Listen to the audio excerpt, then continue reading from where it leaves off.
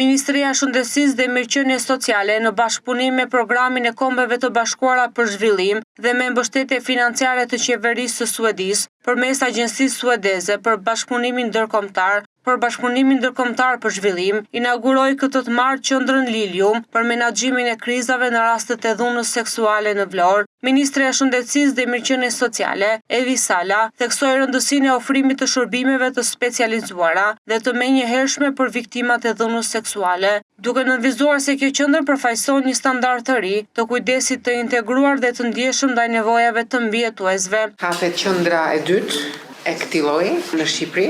Përfaqëson një hap konkret të një qendre one stop shop. Gjithë kujdesi bëhet rreth viktimës për t'i krijuar një ambient që të ndjehet e distancuar pastaj nga dhuna që ka patur. Është multidisiplinar, domethënë gjithë specialistë, kjo është e rëndësishme, duke krijuar si një qetësi në ambientet që ka, por dhe afër spitalit për të patur gjithë kujdesin specialistik që duhet.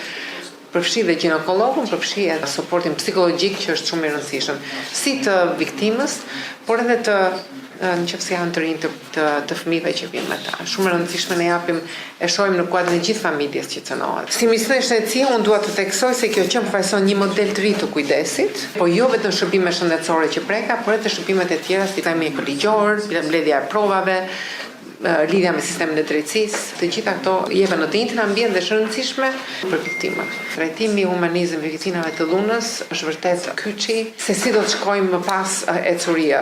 Qasja e parë është shumë e rëndësishme. Qendra Lilium në Vlorë është e dyta e këtij lloji në Shqipëri, pas hapjes së qendrës së parë në Tiranë në vitin 2018, që nga nisja e funksionimit të qendrës Lilium në Tiranë, rreth 215 viktima të dhunës seksuale nga i gjithë vendi kanë përfituar shërbime të specializuara, ndërsa 2 qendrat one stop për fëmijët viktima të dhunës seksuale në Fier dhe Shkodër kanë trajtuar rreth 73 raste.